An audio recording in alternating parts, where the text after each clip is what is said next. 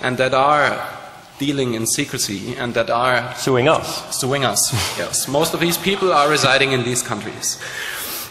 So Julian said, this is, why not reverse it? Why not make it the other way around? So what could an offshore publication center be?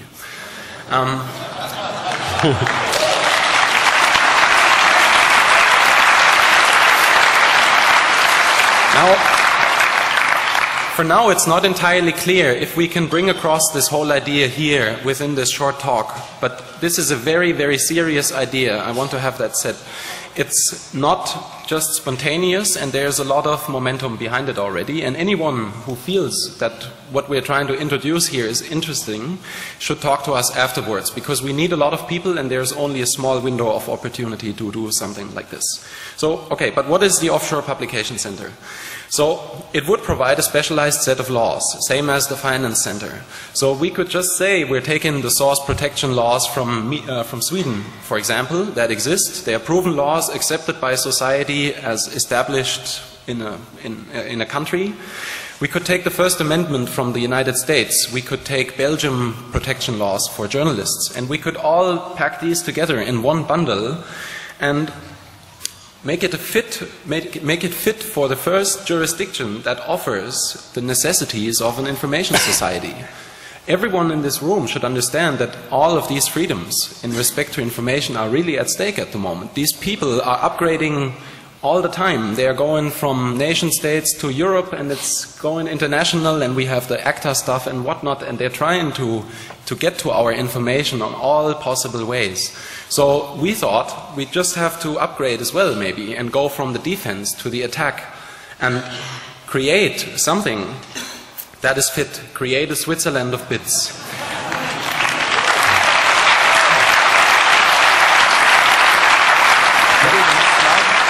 Just finish that up. Okay. So when Julian mentioned that for the first time, we talked about this for a bit, and it seemed like a very interesting thought experiment. And then we were in Iceland, and when we arrived in Iceland, we found out that the largest political TV show wants us as guests. It's a Sunday show that apparently almost everyone watches. So we just thought, why not drop the idea on that Sunday TV show as a new business model for Iceland?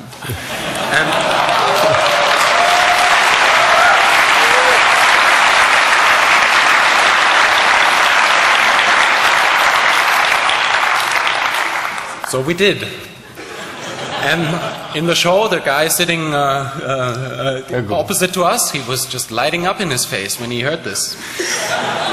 And the next day, basically everyone in Iceland wanted to talk about it. We had radio interviews, we had newspaper interviews, everyone wanted to know more. We met with the press union, and we talked to a lot of people living in Iceland, and they all see why this could be of use to them. But we'll talk about why Iceland is a good place maybe in a bit.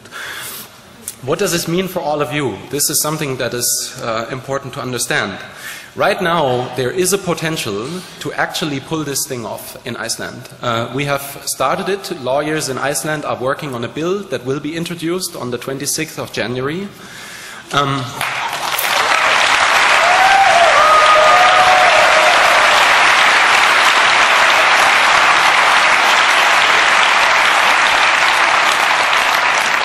And this could provide the first counterstep, the first safe haven where everyone else is trying to erode all our freedoms. So we could have the opposite.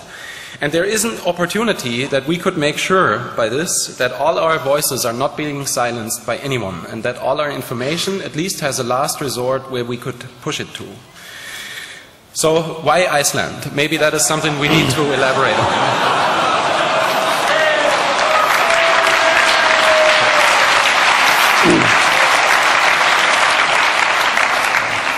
I'm glad this is getting such positive reception. Yes, no, this is important. This reception is very important because this will need everyone's support. Yes, that is true. Despite the fact that we have met with cross-party MPs, including from the government in Iceland, and there's now even MPs in the Icelandic Parliament of 63 who wear WikiLeaks badges when they're speaking.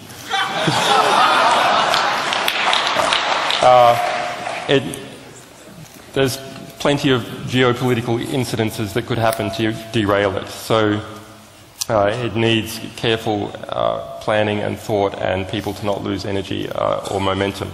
So this crisis in Iceland in the banks resulted in a 50% reduction in the price of the Icelandic currency, which was then totally frozen as a tradable currency at all. So who knows where it actually is. So that shock created a quasi-revolutionary environment in Iceland. And you had, for the first time since Iceland joined NATO, riots in the streets. And this is riots in the streets. Reykjavik has 200,000 people. So, and a storming of parliament and change of government in April and new MPs being elected. So this is a country which is also used to getting things done very quickly in a legislative sense. And that's the same reason that these offshore financial havens are little countries.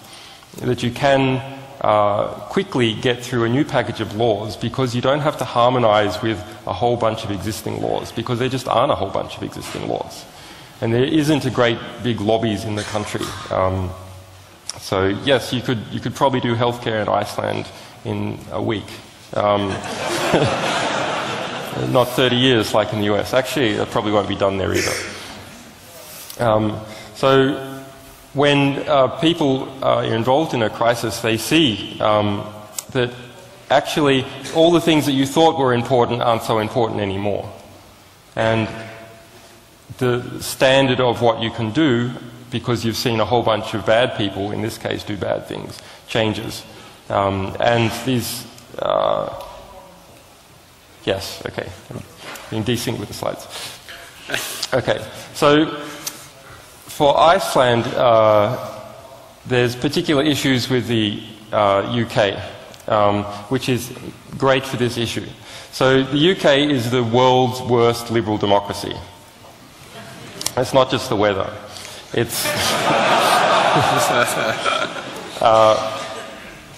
There are right now between 200 and 300 secret gag orders in operation in the UK. So this is according to a law firm that does work for the majority of the news organisations in the UK. Secret gag orders means gag orders where you cannot speak about the fact you've been gagged. So you haven't just received injunctions saying you can't write about an oil company incident in Africa. But actually you can't write about the fact that you have been gagged from writing about an oil company incident that happened in Africa. And similarly, there's libel tourism is an international scandal in the UK, and New York has taken out and passed through both its houses legislation to say that if there's a libel judgment in the UK on an American, well, they can't collect it in New York. It's that scandalous. Similar legislation has gone through the lower house of Congress last year, Federal Congress, United States. Now, Iceland really, really is unhappy with a lot of things that happened in the UK. And it had one of these libel, some of its people, media, had a libel tourism judgment against them, also from London courts. You want to talk about the data centre? Yeah, well, yes. So. Yes. Okay. And Iceland had the highest human development index of any country in the world. And it has gone from that position into, obviously, a lowered financial position. But it's seen the direct effects of UK bullying, IMF bullying, and actually bullying from the Netherlands and Denmark as well. So the population there has been radicalized in a way that is really unthinkable for the rest of modern Europe. It's had a sort of Berlin Wall moment in January, and the effects of that are proceeding along. Iceland is trying to enter into the EU, and the UK is actually using that as an extortion point to get 4 years' worth of GDP paid out from Iceland to the UK.